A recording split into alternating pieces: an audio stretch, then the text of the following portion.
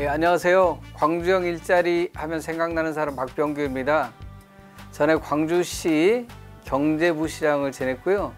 지금은 문재인 정부 대통령 직속 일자리위원회 지역특별일자리위원을 맡고 있습니다. 저는 소천동에 살고 있는 주민입니다. 제가 광주여대 옆을 지나 출근길을 매일 출근을 하고 있는데요. 그곳 인근에 산정지구 대규모 택지 개발이 계획 중에 있다고 들었습니다. 그런데 그곳을 지나다 보면 데모하고 있는 사람들의 모습도 보이는데 어떤 문제 때문에 그러는지요? 네, 산정지구 문제를 바라보는 저나 우리 시민들의 가슴은 매우 조마조마합니다. 여러 차례 산정지구 개발 반대 대책위에서 입장들이 이제 나오기도 했고 또 뭐 시위가 있기도 했습니다.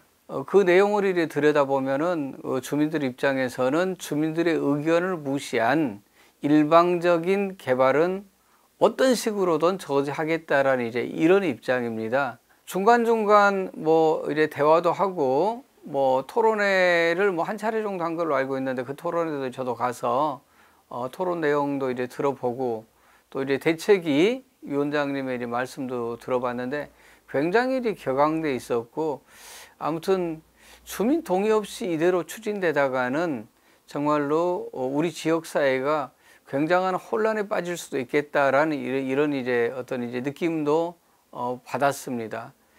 아시는 것처럼 산정지구 개발 문제는 정부의 부동산 대책이 여러 차례 발표됐는데 지난 그 이사 부동산 대책이죠. 지난 2월달에 나온 이제 부동산 대책의 일환으로 산정지구의 공공 이제 개발을 이제 하겠다는 것인데요. 대책위의 말도 그렇고 전문가들의 말도 이제 일맥상통한 게 있는데 크게 뭐 세 가지 정도를 이제 얘기하고 있는 것 같습니다.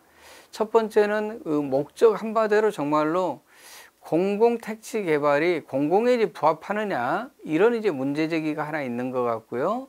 두 번째는 대규모 어떤 이제 그린벨트 훼손에 따른 이런 문제는 어떻게 할 것이냐 하는 문제가 이제 있었고 마지막에 이제 세 번째로는 온 그 나라를 이제 떠들썩하게 했던 이제 대장동 사건을 이제 기억하실 것 같은데요.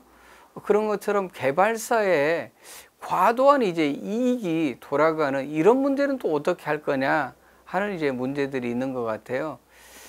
다행스러운 거는 이제 광주시에서도 주민들이 반대하더라도 우리 시에서는 일방적으로 하겠다 이런 입장보다는 어쨌든 반대하는 주민들의 이제 의견도 들으면서 이 문제를 어떻게 이제 추진할 것인가 하는 이제 고민을 가지고 계시는 걸로 알고 있어요. 이런 건 이제 매우 이제 다행스러운 것이라고 이제 생각을 하고요. 저는 개인적으로 이런 문제가 됐던 아니면 다른 문제가 됐던 여러 지역 내에 크고 작은 어떤 갈등을 지켜보면서 갖는 생각은 여전히 우리 사회가 사회적 대화를 통한 문제 해결이라는 이런 이제 사회적 자본이 축적되지 않은 것이 가장 큰 문제다라는 이제 생각을 갖습니다.